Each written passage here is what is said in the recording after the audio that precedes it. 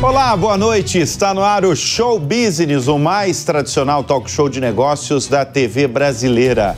E no programa de hoje vamos receber Gilson Finkelstein, presidente da B3. O executivo fala como a Bolsa Brasileira se prepara para a chegada de mais uma Bolsa de Valores no país. Ele destaca também o crescimento nos investimentos de pessoas físicas. Eu converso também com Ricardo Bloge, presidente da Lenovo, a maior fabricante de computadores pessoais do mundo. Ele vai abordar o crescimento das vendas e os planos envolvendo a inserção de inteligência artificial nos computadores. Eu sou o Bruno Meyer e seja muito bem-vindo ao Show Business, que começa em instantes.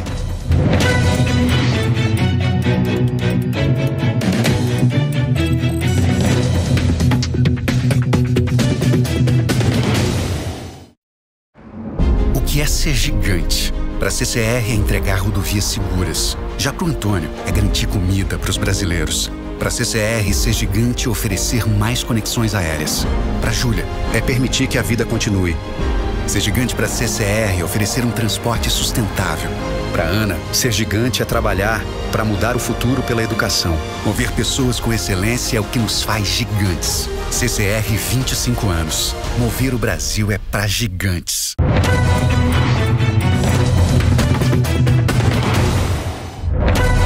Ele é formado em engenharia civil, passou por várias instituições financeiras, Citibank, JP Morgan, Bank of America, Santander, e comanda hoje a Bolsa Brasileira, a B3. O Show Business de hoje vai conversar com o presidente da B3, o Gilson Finkelstein.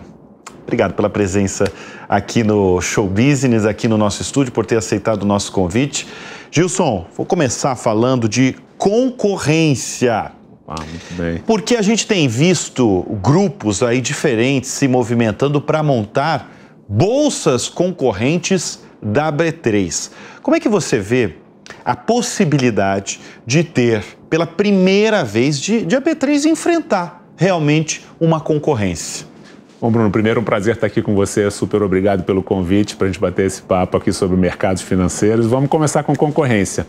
A verdade é que a gente já tem, a B3 já tem concorrência em muitos mercados e há muitos anos, né? Então esse acho que é o fato de eventualmente aparecer uma infraestrutura no Brasil que vá competir localmente em ações, que é, vamos dizer assim, nosso carro-chefe, é mais do mesmo que a gente já vem vivendo. Então, a B3 já enfrenta concorrência há muitos anos. Por quê? Porque os investidores hoje já conseguem fazer praticamente tudo que se faz aqui no Brasil, seja renda fixa, renda variável, registros de balcão, que a gente chama, no Brasil, em Nova York, em Londres, em Chicago. Então, te dou vários exemplos. Você pode comprar ações brasileiras já hoje nas bolsas de Nova York, você consegue fazer derivativos em Londres, na bolsa de Chicago. Então, para nós não é uma novidade a concorrência. A B3 já trabalha com um desenho de concorrência internacional há muitos anos. E qual é o segredo? O segredo é focar no cliente. Você saber que o seu cliente vai ser mais bem atendido aqui no Brasil. E é isso que a gente pratica no nosso dia a dia.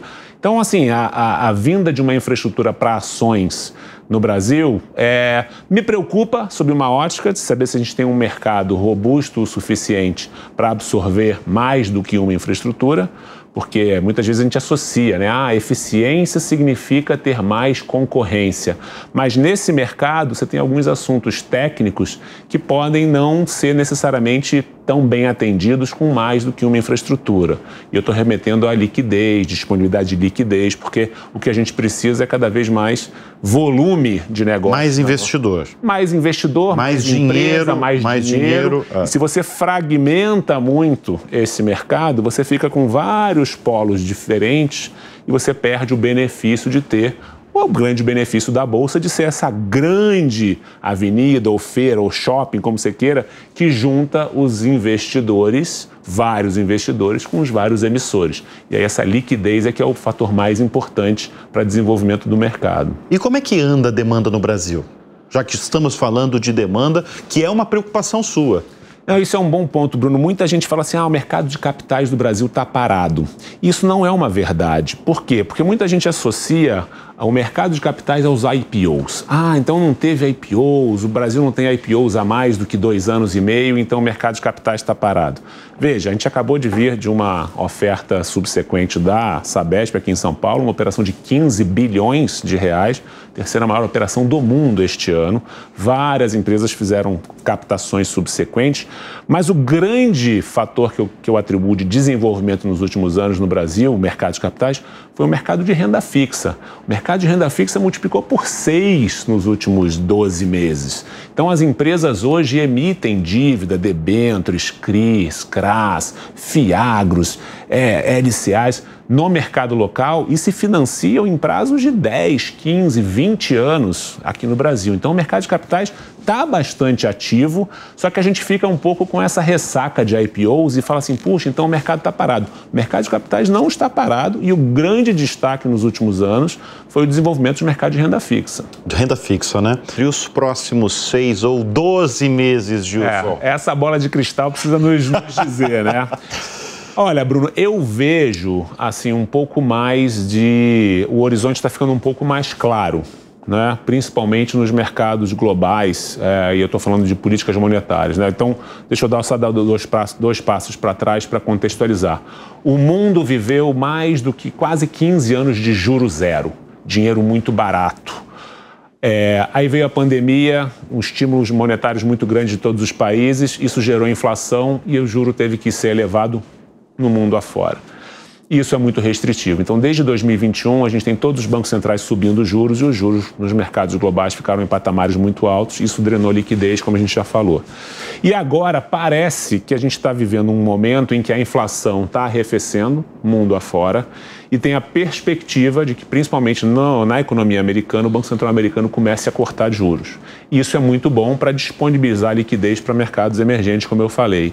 Então, eu acho que os próximos 12 meses vão ser melhores por conta desse cenário de redução de taxa de juros fora. No Brasil, a gente precisa fazer o dever de casa. Então, aqui a gente precisa ter um cenário de mais estabilidade, mais previsibilidade, porque o Brasil está indo bem no PIB. O PIB não está tão ruim, mas a gente precisa ter um compromisso fiscal mais forte por parte, né, dos nossos governantes para que o mercado tenha mais confiança, como você falou. Então, se a gente tiver uma estabilidade fiscal, que eu acho que é o ponto mais frágil dessa equação, a gente vai ter um mercado mais forte nos próximos 12 meses. Então, eu estou mais otimista do que eu estava há 6 meses atrás, por conta dessa maior previsibilidade e menos dúvidas quanto a o que vai acontecer globalmente, né? São 5 milhões de CPFs hoje investindo em ações na B3? Hoje são um total de mais ou menos 20 milhões de investidores, sendo que em renda variável... Pessoas físicas ou englobando fundos? Total 20 milhões. Total 20 milhões. Mas assim, institucionais são dezenas de milhares, mas milhões mesmo são pessoas físicas. Mas em renda variável, 5 milhões. Este número, durante 20 anos, ficou parado em 500 mil até 2018. O que aconteceu em 2018?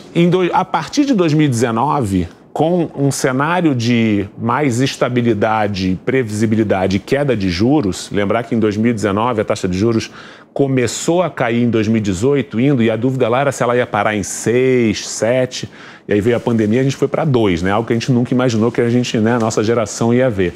Isso foi o grande, vamos dizer assim, indutor de um aumento muito grande de pessoas físicas na Bolsa em renda variável.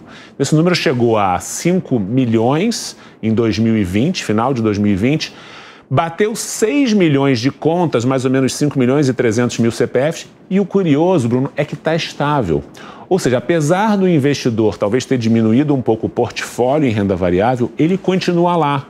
Isso é muito bom, porque isso é o resultado de que a gente avançou muito em alguns temas vamos dizer assim, importantes para o mercado de capitais, que são educação financeira, tecnologia, porque o acesso hoje mais fácil. Então, aquilo que era um produto de classe, né, de private bank, restrito a investidores muito ricos, hoje é muito fácil você acessar a Bolsa com um aplicativo, com sua conta digital, celular, né? Celular, com taxas muito baratas, né? Muito barato, né? Não tem tarifas envolvidas nesse processo de investimento. Então, essa combinação de arquitetura aberta, né? As corretoras que fizeram um excelente trabalho de democratizar o acesso via tecnologia e educação financeira transformaram o mercado de capitais. Mas você está falando de educação financeira, a gente vive num país que tem um oceano de exploração mesmo da educação financeira, porque se você for aí no Brasilzão, ainda as pessoas não têm noção em relação a... Não tem, na verdade, uma educação financeira, né? Isso é bastante... É um dos nossos mantras. A gente investe muito neste tema. Nós já tivemos... Historicamente, a Bolsa tinha uma escola física. Obviamente, hoje não cabe mais uma escola física. A gente transformou num hub de educação. E a gente fomenta muito esse tema através de diversas iniciativas, sites, informação, no nosso hub de educação, treinamentos, porque a gente entende que esse é um dos nossos papéis, né? Induzir e educar o investidor é fundamental para que no futuro a gente tenha mais poupança, né? Mais investimento e, obviamente, gerar desenvolvimento no nosso país, porque no final das contas é isso que é a beleza da Bolsa, né? Você juntar e viabilizar esse dinheiro disponível do investidor para bons projetos, que ele rentabilize o seu dinheiro e que a economia prospere. Gilson, eu acompanho com frequência as pesquisas que vocês fazem internamente e que vocês divulgam para alguns jornalistas, e toda vez que vocês publicam, eu gosto de ver, porque a gente vai vendo a transformação no perfil de quem investe no Brasil. Você, como presidente da B3, deve olhar com lupa esses estudos. É sempre bom ver essas pesquisas, porque você sempre acha uma coisa curiosa, né? Uma novidade, né? Exato. Não. Mas eu tô do outro lado do balcão, né? Eu tô como jornalista, como apresentador de programas de negócio. Eu quero ver do outro lado, você como presidente aí da B3. Falando assim, desde que você está na B3, qual que foi a grande transformação no perfil de quem investe no Brasil? Bruno, é excelente você provocar isso, porque a gente viu a queda no volume inicial de investimento, que antes era dezenas de milhares de reais, 10 mil reais, 20 mil reais do investidor inicial, para hoje ser, até tem uma diferença, mas assim, a ordem de grandeza de 100 reais. Não, eu lembro de estudos de vocês que era 40 reais, isso, gente então, entrando com 40 reais. Investimento inicial de 40 reais, 50 reais. Essa foi a grande transformação dos últimos anos, ou seja... As pessoas experimentando, As pessoas estão testando, experimentando, vendo que este produto é acessível. Então, ela pode comprar uma ação de uma empresa, ela pode comprar um fundo imobiliário, e eu percebo isso no dia a dia. Você vê gente discutindo investimento na academia, você vê gente falando sobre oportunidades, produto que paga todo mês o dividendo, o resultado da empresa. Isso é muito bom, porque a pessoa vai se educando, vai estudando sobre as empresas, estudando sobre os produtos, vindo de um legado de juro real muito elevado, onde no passado a gente só tinha o open market, né? Não é nem da sua época. Eu estava começando no mercado nos anos 90, só tinha um investimento de 1, 2 dias, que era o open market, era a taxa de juros, uma inflação fora de controle. Então, eu acho que agora a gente chega num momento do ciclo que os produtos estão todos disponíveis para você começar a investir num valor baixo, acessível através do seu banco. Eu acho que essa foi a grande transformação dessas pesquisas. Você vê cada vez mais gente abrindo suas contas, experimentando, diversificando, que é um grande segredo desse processo de investimento. Gente de variadas regiões do país, né? Variadas regiões, investindo cada vez mais cedo, Bruno, que é muito legal. Então, antigamente, a Bolsa era associada a pessoas acima de 45 anos. E a Bolsa era uma coisa para rico também, né? Exato, então. Era coisa para rico. Só quem tinha muito dinheiro que investia em bolsa. Olha, você precisa ter no mínimo 20, 30 mil reais para começar a investir em bolsa. Então, o que acontecia? Você tinha investidores praticamente 80% acima de 45 anos, com volumes de dezenas de milhares de reais investidos. Hoje, você já tem mais da metade dos investidores jovens, com menos de 40 anos, começando a investir cada vez mais na faixa ali perto dos 25 anos. Então, isso é muito legal, porque essa é a cultura que vai fazer essa pessoa pensar no futuro, se aposentar melhor, ter disciplina financeira. Então, essa foi a grande transformação que a gente ainda vive todo dia, porque a gente também está ainda neste processo de cada vez mais trazer alternativa de investimento, produtos mais sofisticados, enfim, tudo isso tem que estar. A gente está correndo atrás do que os mercados globais onde os mercados globais já estão, né? São quantas empresas listadas na B3? Um pouco mais de 400, né? Pouco? É pouco. Eu até acho que é justo mencionar que a gente tem no Brasil, já teve no Brasil muito mais, se você considerar que várias das empresas que hoje lá estão são frutos de fusões entre empresas. A própria B3 já foi já fomos em algum momento 3 empresas listadas. A BMF, a Bovespa e a CETIP, que hoje formam a B3, que é uma empresa listada, grande, valor de mercado mais de 60 bi, né? Temos, enfim, a representatividade grande na Bolsa. Mas, então, se eu considerar essas fusões, talvez a gente possa considerar que já foram quase 800 empresas e hoje são 400. O grande desafio que a gente precisa no tempo é fazer assim, como é que a gente atrai empresas menores para se listar e poder acessar o mercado de capitais. Elas vão começar provavelmente através dos mercados de dívida, mas eu acho que a gente, para ter este desenho onde empresas médias consigam vir à Bolsa, a gente precisa ter uma taxa de juros real mais baixa. Então a gente precisa fazer um trabalho como país para que a taxa de juros seja mais baixa, para que o investidor tenha apetite para correr mais risco e comprar ações de empresas menores, né, com um retorno potencial maior. Acho que esse é um ciclo que a gente vai viver ao longo aí dos próximos anos. Então, Tomara. Então temos poucas empresas brasileiras na Bolsa Brasileira. Temos poucas, acabam se diferenciando muito, porque as empresas que lá estão, né, conosco na Bolsa listadas são as grandes campeãs dos seus setores, né? Então a gente tem... Tem quantas campeãs, assim, de bancos, Petrobras, Vale? Eu acho que a gente tem uma série de empresas que são referências mundiais onde atuam. Seja em referência de varejo de automóveis, de aluguel de automóveis, metalurgia, mineração, celulose, commodities, bancos. A gente acabou tendo uma concentração de empresas boas na Bolsa e elas se diferenciam muito porque elas conseguem acessar capital mais barato nos momentos mais complexos e elas conseguem crescer em momentos bons e em momentos ruins. E é isso que a gente tem que tentar democratizar, tentar fazer com que mais empresas acessem a Bolsa, mas é o que eu te falei, para isso eu acredito que a gente precisa ter uma taxa de juros real mais baixa e aí envolve voltamos ao tema de disciplina fiscal, para ter um juro mais baixo, né, precisa ter uma inflação mais baixa, uma disciplina fiscal, gastar menos do que a gente arrecada e poder ter aí um ciclo virtuoso de mercados de capitais em ações, né? Por que tem pouquíssimas empresas do agronegócio?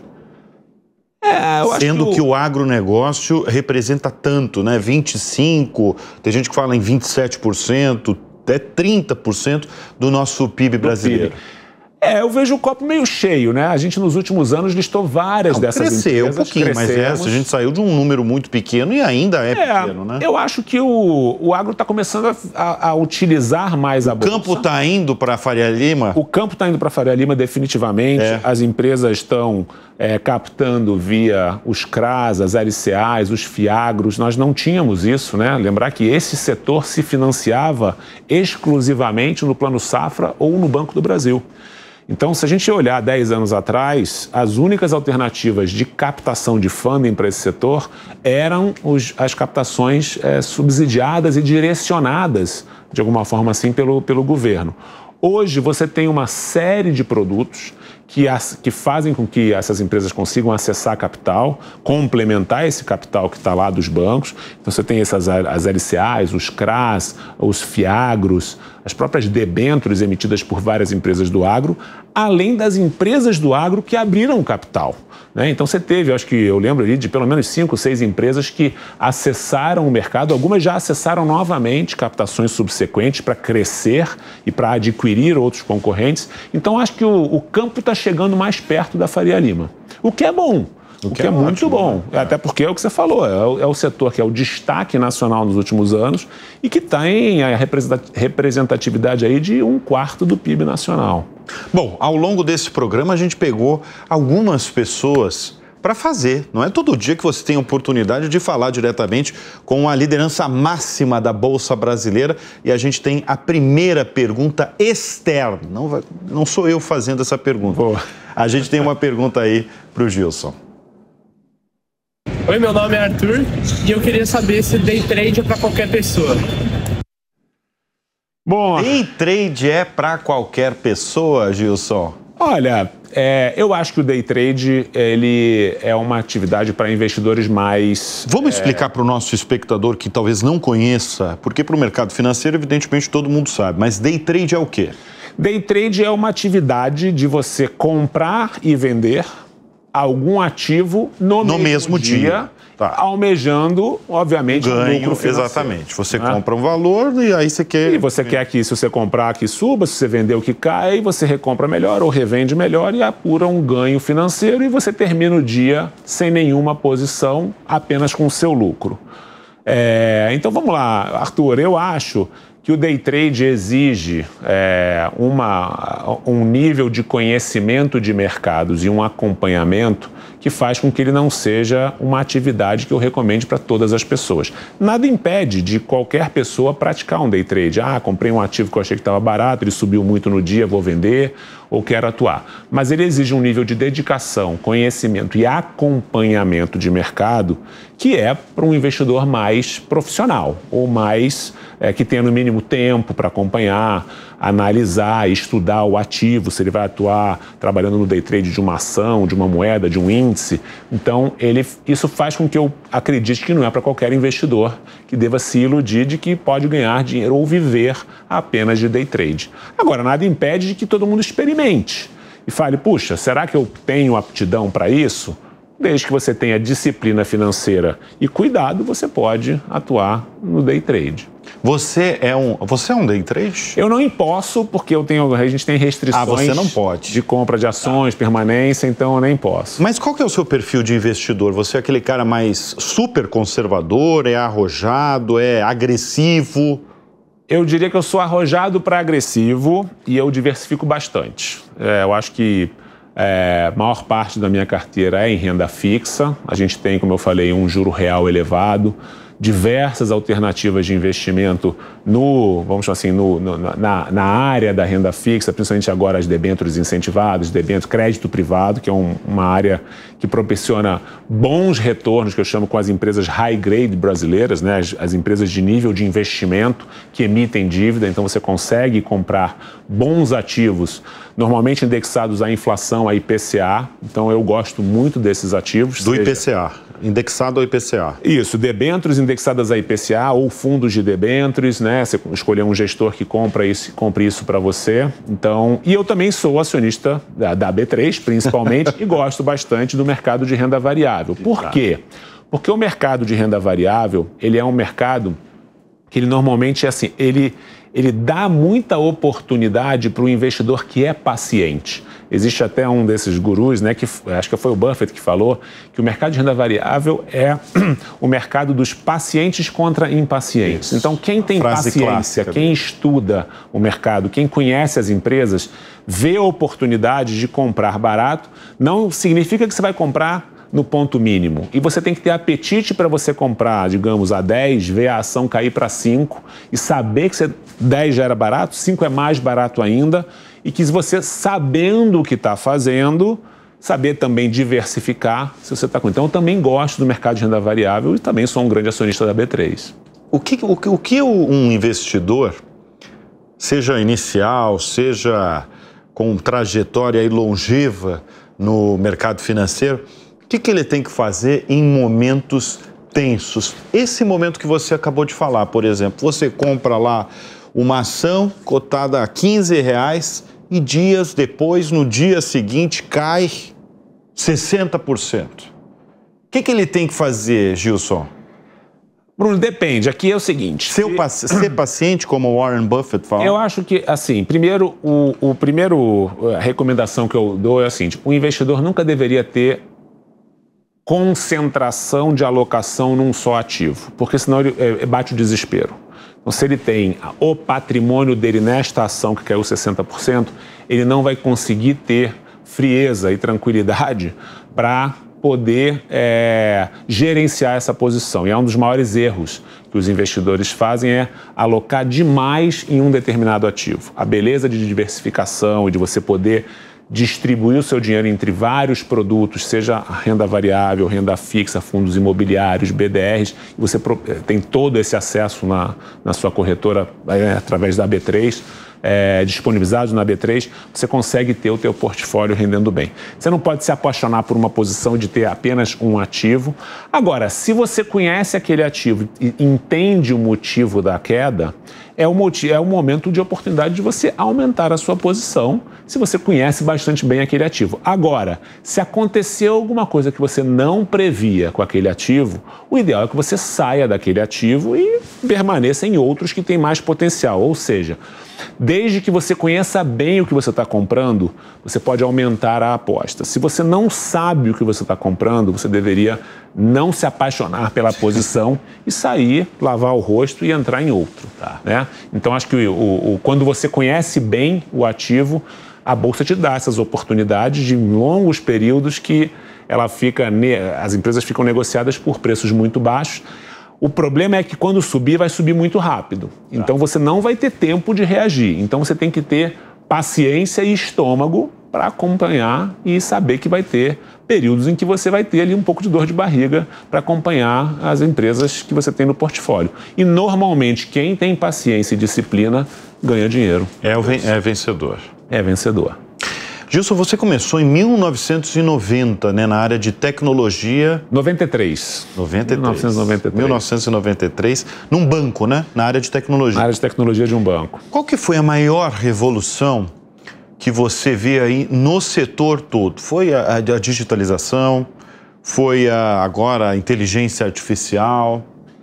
Eu acho que até aqui, acho que o tema da digitalização foi, acho que o grande transformador de mercados, né? Lembrando que nos anos 90 você ainda tinha um pregão físico, né? Nós estamos aqui em São Paulo, a Bolsa tinha 2 pregões físicos, que era o pregão de ações e o pregão de derivativos. Era o Ibovespa, né? As ações do Bovespa, que formam o índice Bovespa. Isso. Então você tinha lá 500, 600 pessoas todo dia gritando, preenchendo papéis, jogando papéis em cestas. Agora você imagina, naquela época você tinha 20, talvez, no máximo, de 10 a 20 mil negócios.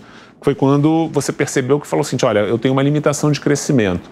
Quando você digitalizou todo este processo e eletronificou, hoje você tem de 10 a 20 milhões de negócios por dia no total dos nossos negócios na Bolsa, né? O nosso recorde foi 18, mas a gente está preparado para um crescimento muito maior. Agora, você imagina 18 milhões de negócios em 8, 10 horas de negociação.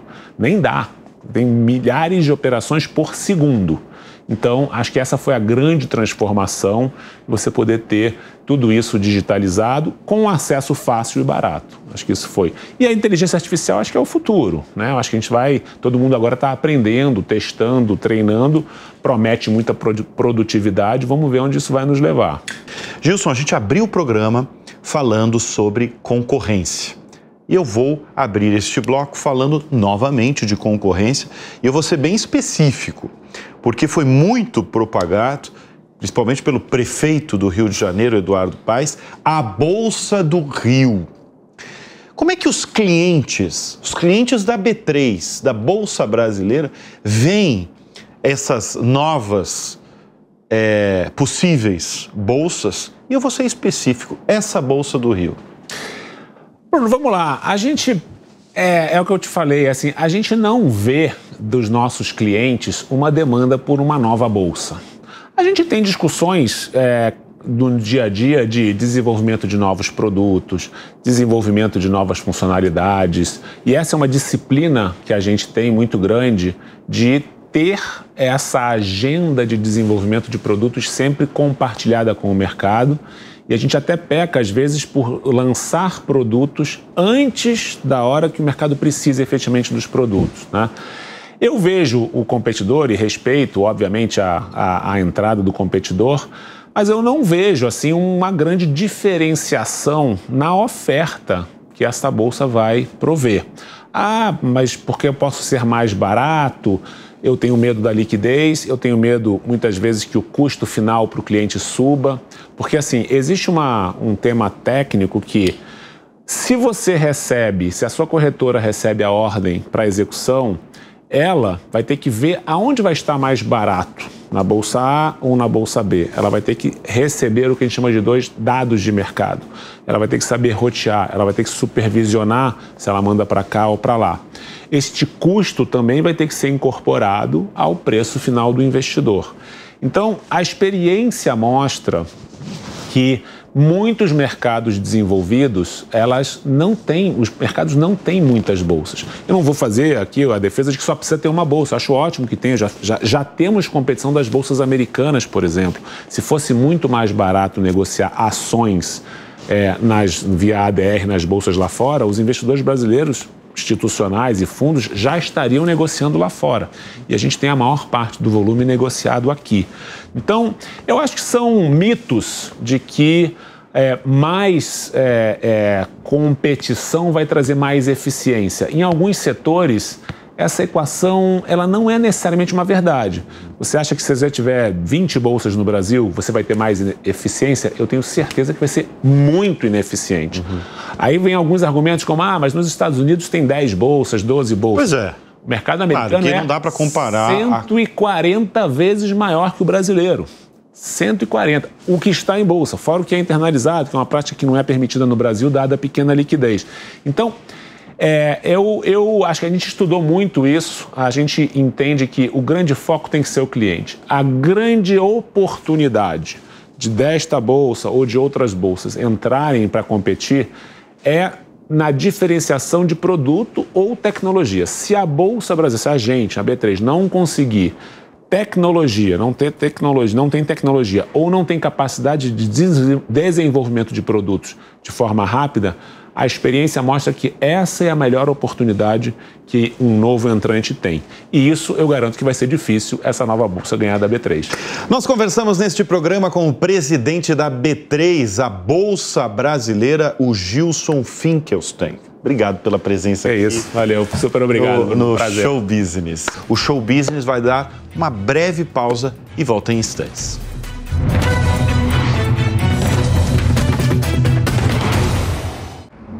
O que é ser gigante? Para a CCR é entregar rodovias seguras. Já para o Antônio é garantir comida para os brasileiros. Para a CCR, ser gigante é oferecer mais conexões aéreas.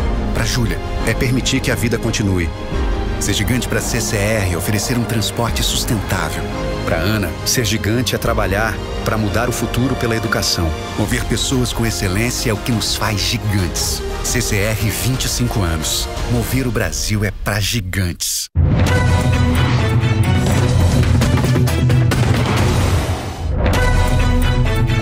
O lucro da Lenovo, a maior fabricante de computadores pessoais do mundo, mais do que dobrou no último trimestre reportado. E o motivo tem muito a ver com as duas palavras mais faladas no mundo corporativo, não só no mundo corporativo, né, até fora dele: inteligência artificial. O comandante da Lenovo no Brasil é o engenheiro formado pelo Instituto Mauá de Tecnologia, com mais de 30 anos de setor de tecnologia. Nós vamos conversar no Show Business de hoje com Ricardo Bloch, presidente da Lenovo. Ricardo, obrigado pela presença aqui em nosso estúdio, por estar com a gente aqui no Show Business. A Lenovo, como eu falei aqui no início, ela superou as expectativas. Tem até um número aí. A receita foi de 13 bilhões e 800 milhões de dólares em apenas um trimestre. Foi o segundo trimestre consecutivo de crescimento nas receitas.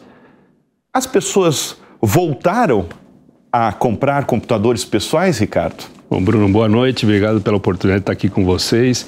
Realmente, foi um trimestre que se encerrou agora em março, né, que a gente chama do nosso último trimestre fiscal e o primeiro calendário, onde a gente teve um resultado fantástico de crescimento, ano contra ano, já de um terceiro trimestre que vinha com crescimento também, né? E isso muito em função que a gente vê o mercado retomando, né? A gente teve a pandemia, né, onde antes da pandemia a gente tinha um crescimento e, obviamente, com a pandemia foi um crescimento exponencial. Depois disso o mercado se acomodou um pouco mundialmente, caiu um pouco em 2022, mas a boa notícia é que o mercado em 2023 ficou estável e a gente começa a ver agora uma retomada, né? A gente vai falar um pouco aí do que é o novo PC, Inteligência Artificial, AIPC, e isso está trazendo uma retomada do mercado, talvez a gente chame de um renascimento do que é o PC. Renascimento é a palavra que está sendo usada do PC, do computador pessoal. Olha só, Ricardo, antes de falar da AI, né, das duas palavras mais faladas, palavra de ordem no mundo, né, inteligência artificial. Antes de a gente entrar nisso, a Lenovo já comprou uma parte da IBM, já comprou a área ali de celulares da Motorola. Eu queria que você explicasse para a nossa audiência qual que é o tamanho da Lenovo. Muito bem. Na realidade, a Lenovo foi fundada em 1984, então a gente está fazendo 40 anos, numa empresa de origem chinesa, né, que começou, como tudo, numa garagem. O nosso CEO é praticamente o fundador, o Yang Yang. Uma empresa familiar. Uma empresa de capital aberto, né, está na Bolsa de Hong Kong, com floating relativamente alto, mas é uma empresa que é muito global, uma empresa que eu já chamo genuinamente globalizada. Apesar de ser uma empresa de origem chinesa, as nossas matrizes são na Carolina do Norte, em Chicago, por causa da Motorola, e obviamente na Europa e na própria China, né? E essa globalização, ela se deu muito em função da aquisição da divisão de computadores pessoais da IBM em 2005. Né? Foi um case na época, uma empresa com origem chinesa adquirindo uma operação grande. Eu trabalhei na IBM por 14 anos, lembro um pouco da época, de adquirir uma operação. E de lá para cá ela se tornou a número 1, a maior fabricante mundial de computadores do mundo hoje. Para cada 4 computadores vendidos no mundo, 1 é da Lenovo. 1 é da Lenovo. Praticamente o nosso market share hoje mundial, na liderança, está em torno de 24%. Tá, agora você está falando do mundo todo, você está falando de outros países. Agora, qual que é o papel do Brasil no mercado global Lenovo? A Lenovo tem uma importância estratégica. A gente já está aqui praticamente desde a aquisição da IBM em 2005, fabricando localmente desde 2016, com fábrica aqui no estado de São Paulo. Então ela tem uma operação estratégica em termos de faturamento, representa alguma coisa em torno de 2% do faturamento global, aqui só a divisão de PCs, de computadores pessoais, né? E a gente atende muitos clientes nossos que são globais aqui no Brasil. A gente trabalha na parte de varejo, né, pessoa física, onde a gente é líder de mercado aqui pelo 4º ano consecutivo, trabalha muito com vendas para o setor público também e pequenas e médias empresas. Bom, vamos falar então agora num assunto que você domina, Ricardo, e que a sua empresa aí é a palavra de ordem na empresa, né? E na verdade eu vou até citar uma frase do presidente executivo da Lenovo, né, que diz o seguinte: os próximos computadores pessoais da maioria das pessoas, todos esses computadores aí serão computadores com AI, com inteligência artificial. Você compra e já tem a inteligência artificial. Como é que serão esses computadores já com inteligência artificial, Ricardo? Isso mesmo, o nosso CEO, a gente chama ele de YY, ele diz... YY, que são Yang Yang. Então a gente chama ele, abrevia YY, são os dois Y, né? Mais fácil. Mais fácil. E ele fala que ele viveu praticamente os 40 anos dessas 4 décadas da Lenovo, e ele diz que o que nós vamos ver nos próximos 10 anos, a gente não viu nos últimos 40 anos, mesmo com o nascimento do computador pessoal. Isso muito em função do que vai ser a inteligência artificial aplicada para as pessoas no seu dia a dia, né? Você vai trabalhar de uma maneira muito mais natural com esse computador pessoal, na interação com ele, e ele vai ser o teu assistente não pessoal, mas personalizado, eu diria. Inclusive, a gente fala que o computador pessoal vai ser mais um computador personalizado do que pessoal, porque ele realmente vai ser a tua cara, ele vai te acompanhar, ele vai aprender com você. E o que vai sendo embarcado, o processamento, a gente vai falar um pouco do processador neural, ele vai ter essa capacidade de te acompanhar, de antecipar as tuas intenções. Eu falo que a gente não vai talvez usar mais aplicativos, mas intenções no computador. Então eu quero programar uma viagem e ele já vai saber como você viaja e ele vai te dar todo o roteiro. Ele já vai dar o roteiro da viagem? Roteiro. Hoje você faz isso no ChatGPT, com o celular, mas nós estamos falando de uma experiência muito mais abrangente. Mais intuitiva, é isso? Ele vai ter a tua base de dados, as viagens que você realizou, como você viajou, quais são os teus gostos. Ele vai pesquisar tudo isso que não está na nuvem pública, não está na internet. Isso aí pertence a você. Ele vai saber. Ele vai saber da tua vida e vai dizer assim, a minha sugestão para você. Eu vi um vídeo outro dia muito interessante, a pessoa acorda, obviamente figurativo, e a pessoa acorda e diz, olha, quebrou a máquina de lavar roupa. Né? O que é melhor, eu mandar ela consertar ela, fazer a manutenção ou comprar uma nova? Você pode ver para mim? E aí o teu assistente pessoal fala assim, eu sei como é que você pensa em comprar, se você paga à vista, a prazo, qual é a marca que você gosta, qual a assistência técnica que você usa. E em poucos minutos ele te dá a resposta. Olha, eu pesquisei o mercado, fiz comparação, fiz uma cotação, usei a cotação passada e acho que no teu caso seria melhor você comprar uma lava-roupa nova.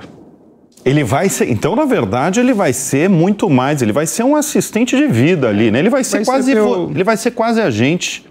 Só que a gente chama de gêmeo digital. Vai ser gêmeo digital. Ótima definição. Vai ser o teu gêmeo digital. Ele é você, mas digital. Ele vai ter a tua inteligência, os teus gostos e vai te... Para tudo isso, você vai ter que se acostumar a fazer as perguntas certas, né? A gente chama isso eu já ouvi falar muito, né? Vai ser a grande profissão do futuro. É ter as perguntas certas, né? As certeiras ali. Então você vai fazer as perguntas certas e também vai entender um pouco, cada vez mais, como você pensa, como você pergunta. Enfim, ele vai estar lá com você. E isso vai cada vez mais demandar mais capacidade de processamento, porque você vai falar também em geração de imagem, criação de vídeos, de fotos. E para isso você precisa ter um computador com essa capacidade. Por isso que a gente diz que na próxima década a gente vai ver uma mudança radical, né? Eu faço uma comparação que foi na década de 90, quando você tinha o feature phone, né? Que você tinha um teclado mecânico e uma tela de LCD de talvez 3 ou 4 linhas. E aí, de repente, você recebe um smartphone, né? Onde você tecla na tela mesmo, todo mundo ficava assim, mas isso aqui não vai funcionar. Eu gosto do meu BlackBerry lá com o teclado. E todo mundo se acostumou, revolucionou como você usa o smartphone hoje. Eu acho que uma comparação, talvez daqui a uns anos a gente esteja sentado aqui, olhando para trás, dizendo como é que eu não imaginei que a coisa ia para esse lado. Né? E ainda falando do seu Big Boss, né? É o seu chefe geral, né? Global. Ele ainda deu números, né? Que até 2027, 60% dos computadores pessoais, eles já vão ter inteligência artificial, né? Eles já vão vir capacitados com hardware, que a gente diz, embarcado para poder processar todas essas tarefas que a gente chama de programas e sistemas operacionais AI. Eu até peguei o número correto. Até o fim do ano, ele estima 10% dos nossos computadores vendidos com AI, mas até 2027 vai para 60%. É isso. A velocidade é muito impressionante, né? A gente vai ver novos lançamentos, obviamente vai ter posicionamentos de preços diferenciados. Agora, você falou rapidamente sobre aplicativo, né? Você acha que aplicativo vai sumir? E que o computador vai ser realmente o nosso gêmeo? Você vai ter o aplicativo, mas ele vai ser transparente para você. Talvez você não vai mais lá clicar e escolher um programa para fazer uma planilha. Você vai dizer, eu quero fazer uma planilha baseada nesses dados e como fiz, você vai interagir, mas ela vai interagir com o seu software de apresentação, ela vai interagir com o software de texto, ela vai interagir com teus dados. Então isso vai ser uma coisa muito mais natural, a interação vai ser muito mais intuitiva nesse sentido. Agora, tem alguma característica humana que você acha que a inteligência artificial generativa não vai conseguir replicar de forma alguma, Ricardo? Difícil dizer no futuro, mas hoje eu acho que assim, toda essa parte de criatividade, você colocar a tua experiência, o teu sentimento ali, é uma coisa que vai demorar bastante para você poder copiar, né? Espelhar, vamos dizer assim, né? Tem um livro muito interessante do Mustafa Sullivan, que inclusive agora foi para a Microsoft, mas é um empreendedor, que ele fala, o livro chama The Coming Wave, né? A onda que está vindo e como isso vai revolucionar. Mas se você olhar, lendo um pouco, você vê que muito que é a parte sentimental, a parte de emoções, você ainda vai depender do ser humano para... Do ser humano, sem emoção, dúvida, né? Sem dúvida. Agora, é evidente que vocês não viveram a palavra crise, né? Vocês viveram uma queda aí de faturamento, mercado, coisa de toda a empresa, né? Como é que é lidar com períodos mais difíceis? Eu pergunto isso para você porque você é comandante, CEO, presidente de empresa há algum tempo já. E nós somos assistidos por muita gente que lidera empresas, né, que tem equipes. Qual que é a sua ideia quando, em momentos assim, que tem que frear ali? A primeira coisa, você tem sempre que estar com a tua estrutura de custos, despesas muito bem azeitada, né? Você tem que conhecer bem aonde, eventualmente, você pode apertar o botão certo para adequar a tua despesa, o teu custo, à receita que está caindo, né? Obviamente, buscar sempre novos negócios, né? Mas eu acho que, de uma maneira geral, cuidado e atenção aos detalhes dos números, né? Eu sempre, na minha carreira, fui muito detalhista com os números, apesar da posição, tem que cuidar de estratégia, tem que olhar isso, tem que olhar novos produtos, mas no dia a dia você não pode deixar de ver os detalhes, os números, né? Seja no micro detalhe, no macro, mas isso, quando você tem crise, você consegue pilotar, vamos dizer assim, entre aspas, muito melhor, sabendo onde é que estão, de onde vieram os números, como estão, e os indicadores te indicam, logo que você começa a ter uma queda de receita, você já começa a ver onde é que vai precisar de algum ajuste. Então, acho que detalhes, né, detalhes nos números, muito baseado em informação. A inteligência artificial, o machine learning te ajuda muito nisso hoje em dia. Você já consegue prever o que vai acontecer com alguma antecedência. Você consegue mesmo? Consegue. A gente implementou, por exemplo, um tempo atrás, a gente implementou um projeto de machine learning onde eu conseguia saber com 2 semanas de antecedência qual ia ser a minha venda na ponta, no varejista.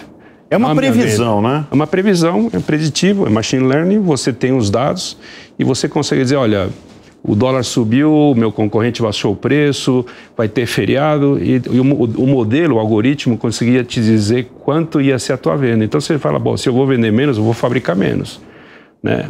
Ou eu vou ter que mexer no preço. Quer dizer, eu ia fazer uma pergunta para você que eu estou imaginando já a resposta. Você tem usado a inteligência artificial para a tomada de decisões nos negócios? Casa de ferreiro, espeto de ferro. Tem usado? Temos, sim. Com muito mais frequência agora? Com muito mais frequência, já vem usando há uns 4 anos. A gente usa na parte de supply chain, na cadeia de suprimentos. Vou te dar um exemplo, a gente tem toda na nossa cadeia na China, que a gente recebe muitos componentes, a gente já vem utilizando, por exemplo, para prever eventos. Por exemplo, teve um bloqueio no canal de Suez por causa de tensões geopolíticas. A gente já sabe qual efeito que isso vai dar na cadeia de suprimentos e como é que a gente tem que mexer. E tem muito impacto, por exemplo? Tem. Questão geopolítica tem.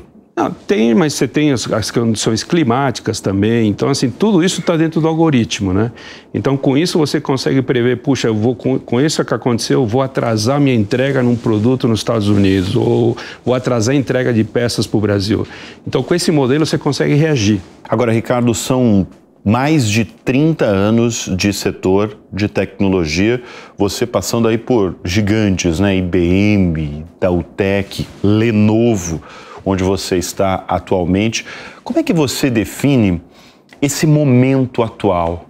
Principalmente, evidentemente, a gente falando de inteligência artificial. Qual é o momento do setor de tecnologia hoje?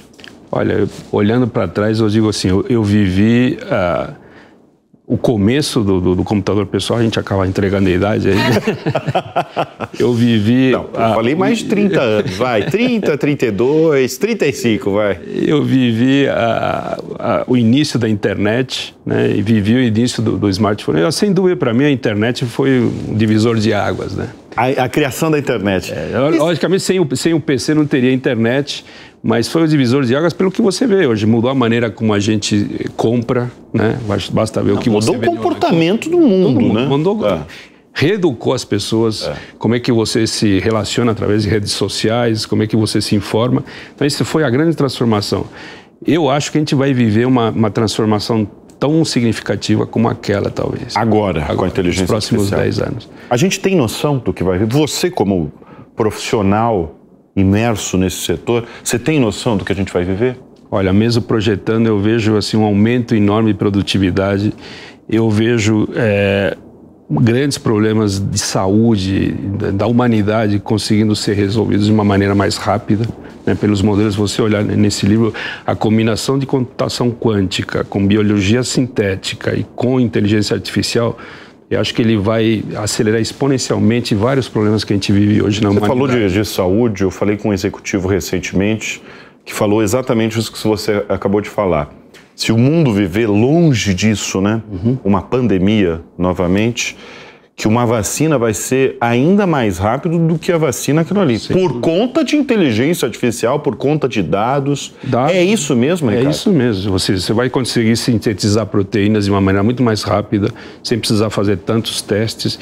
Então, se você olhar como essa combinação, e é muito assim, combinação, como eu falei, biologia sintética, com sintetização de proteínas, com computação quântica, que está chegando, vai chegar, e a inteligência artificial é uma combinação poderosíssima nesse sentido, para o bem, né? Para o bem. Agora, você está falando, você, evidentemente, profissional aí de tecnologia, você está olhando só o outro lado aí, que são as coisas boas.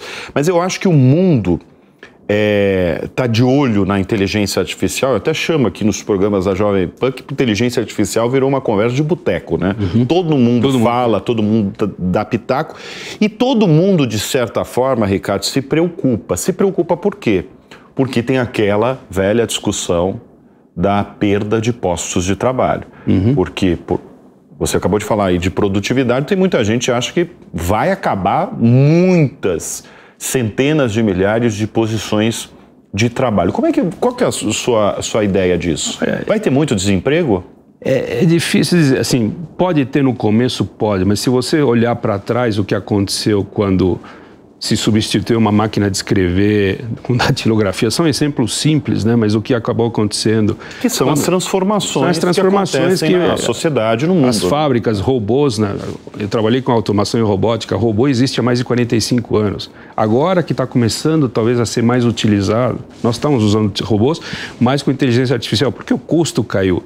Então, tem uma adaptação, né? E se você começar a olhar hoje as profissões do futuro, a gente fala uma demanda enorme de profissionais, de técnicos de inteligência artificial que faltam, né? Faltam no Brasil e faltam no mundo. Eu estava lendo um artigo outro dia, operador de dados. Quando você fala operador de máquina, o chão de fábrica vai ser o chão de dados, né? Você vai ter operador de dados. Todos esses modelos que a gente chama de Large Language Models, que baseados para basear a inteligência artificial, eles precisam ser criados, educados. Você vai ter gente fazendo esse trabalho. Já tem gente no Brasil hoje trabalhando como segundo, terceiro emprego, fazendo isso online à noite. Pegando, ele recebe de uma empresa um set de dados e começa a trabalhar para fazer a purificação disso ou classificar. Isso só pode ser feito por humano hoje em dia. Então, vai ter uma outra categoria de emprego, se as pessoas vão ter que se readaptar, que a gente também não imagina como vai substituir outro tipo, né? Mas, enfim. Ricardo, volto a repetir aí, são mais de 30 anos no setor de tecnologia. Você dá para afirmar isso, né? Que você é um apaixonado aí por tecnologia, por computador. O que mais te fascina nesse setor? É a evolução constante, a inovação, né? Todo ano a gente tem novidades, aplicação, mas eu diria de novo para você, enquanto a gente no passado estava vendo, olha, é uma máquina com capacidade de processamento mais rápida, né? Aumentou a frequência, capacidade de memória, a tela melhorou a imagem, a resolução. Tudo isso a gente vinha acompanhando, mas o que eu estou achando fascinante é como a gente vai usar todo esse hardware agora para tudo isso que a gente está vendo, de você ter o assistente pessoal e essa inteligência trabalhando por você, com você, no dia a dia. Isso é fascinante. Fascinante. Dá para ver que você brilha o olho mesmo quando você fala disso, né? É meu gêmeo digital. Qual que foi a ideia mais extraordinária aí que você presenciou, você viveu, presenciou mesmo nos últimos tempos? Olha, são várias. A gente está trabalhando com algumas startups, a gente tem um fundo de investimento, né? A gente chama FIP, onde a gente aporta dinheiros, recursos e tem muitas ideias que vêm. Mas acho que a ideia, assim, do que eu tenho visto por aí é tudo que for relativo à IoT, Internet das Coisas, é onde eu tenho visto mais ideias criativas, né?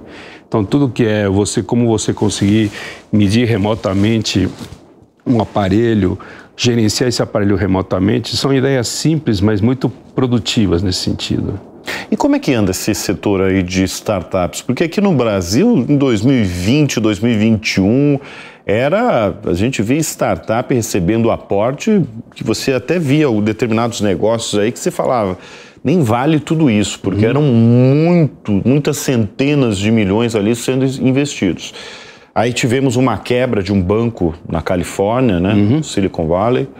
Como é que hoje está esse setor de startups? Eu diria assim, que deu uma esfriada, vamos dizer assim, né? Mas pelo que eu vejo hoje, justamente voltando no tema de inteligência artificial, você vai ver muito mais startups aparecendo em função dessa nova tecnologia. Eu acho que qualquer startup hoje que você conversa com as pessoas, elas estão pensando em alguma coisa relativa à inteligência artificial. Você imaginava, quando criança, adolescente, que você estaria nessa posição, trabalhando com tecnologia? Você sempre foi apaixonado? Eu sempre fui apaixonado, mas é interessante, porque até por uma questão de família, meu pai foi engenheiro mecânico, foi também de multinacional, eu sempre gostei muito de engenharia mecânica, né? Eu falei, putz, eu gostava de carro, gostava de desmontar, gostava de montar, consertar coisas e tal.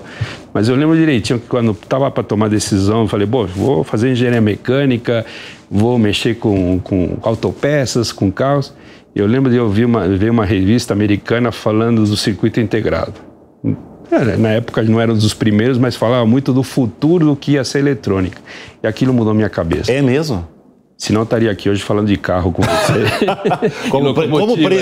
como presidente de uma montadora, imagino.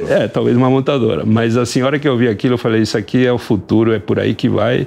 Talvez eu goste mais disso, mas a gente não sempre tem que fazer o que gosta. Mas é engraçado, a sua trajetória sempre foi pautada em tecnologia, desenvolvimento. Desenvolvimento. Sempre trabalhei em engenharia, produto, desenvolvimento. Você se considera um nerd? Não necessariamente. Não porque tão nerd. Você sabe que nerd, em geral, no passado, geek, né? É muito identificado com tecnologia, né? Você não é aquele... Não, eu sou mais equilibrado. Você é equilibrado até porque você é um executivo, né? Se eu fosse muito nerd, não ia conseguir ser executivo. Mas tem executivo nerd, sim. Foi muito difícil essa transição do profissional que estava ali na área de tecnologia e virar presidente, gerir uma empresa do porte das empresas que você geriu? Eu acho que o caminho natural nas empresas de executivo é vir sempre pela área de vendas, né?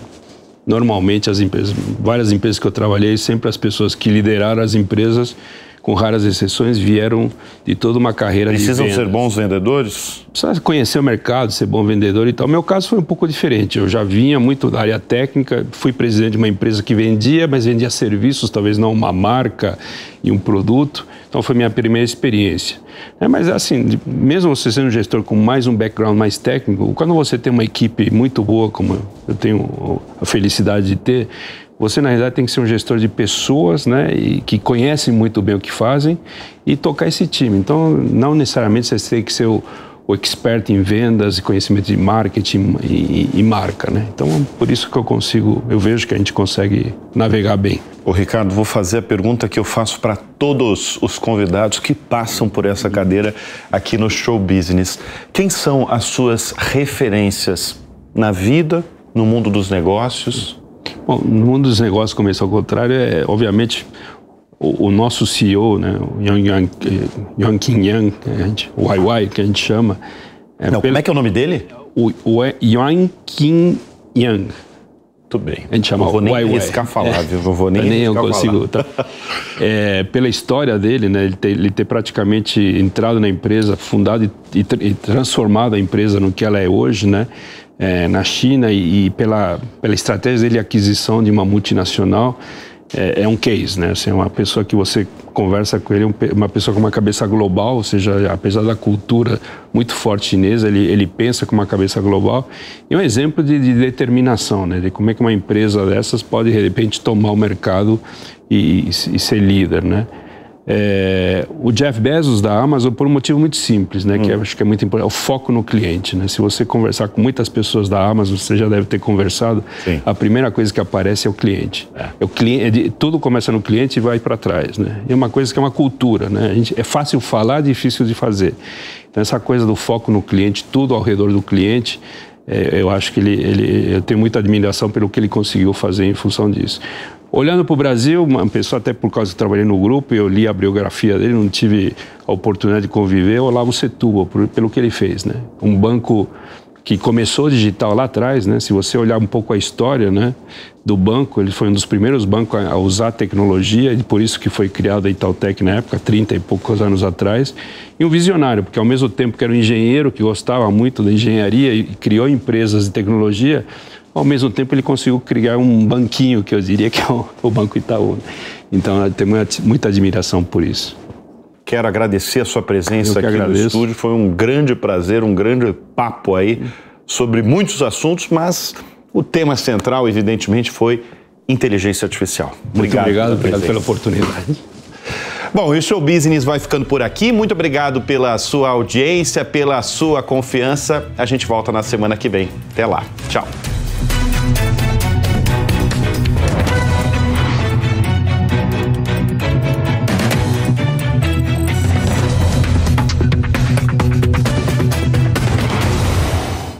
A opinião dos nossos comentaristas não reflete necessariamente a opinião do Grupo Jovem Pan de Comunicação. Realização Jovem Pan News.